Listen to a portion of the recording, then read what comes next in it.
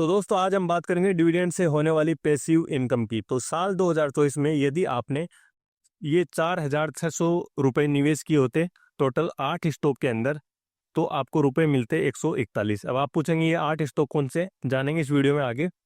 तो 141 रुपये, अब आप समझेंगे कि 141 रुपये तो काफ़ी कम अमाउंट है, लेकिन अगर इसी को हम मल्टीप्लाई करते हैं, मान लीजिए 10 से, तो 46,000 रुपये अगर आपने लगाए तो 1,400 रुपये मिलते।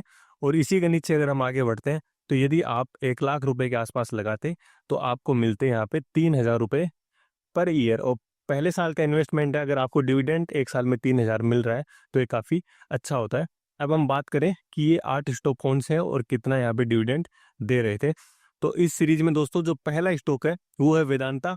आप देख सकते हैं इसने 2024 में 44 रुपये का डिविडेंड दिया था, 44 रुपीज़ का। और उस टाइम लगभग उसका स्टॉक प्राइस इसी रेंज के आसपास था। अभी ये 474 पे है और उस टाइम पे इसके आसपास ही होगा कि थोड़ा कम थोड़ा ज़्यादा।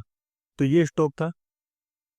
अब जो नंबर 2 स्टॉक है वो है रेडिंगटन, 270, और इसने 6 रुपये का डिविडेंड दिया। आप कॉर्नर में देख सकते हैं डिविडेंड अलर्ट के नाम से। 2024 में इसने 6 रुपये का डिविडेंड दिया है।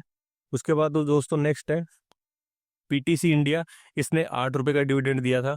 कोल इंडिया 26 रुपये, CDSL 22 रुपये, कैस्ट्रल इंडिया 8 रुपये, बैंक ऑफ इंडिया 3 रुपये, GICR स्टॉक 10 रुपये, और गुजरात पिपावाव पोर्ट लिमिटेड 8 रुपये, और जो लास्ट है वो है नेटको फार्मा ने दिया था 6 रुपये का डिविडेंड।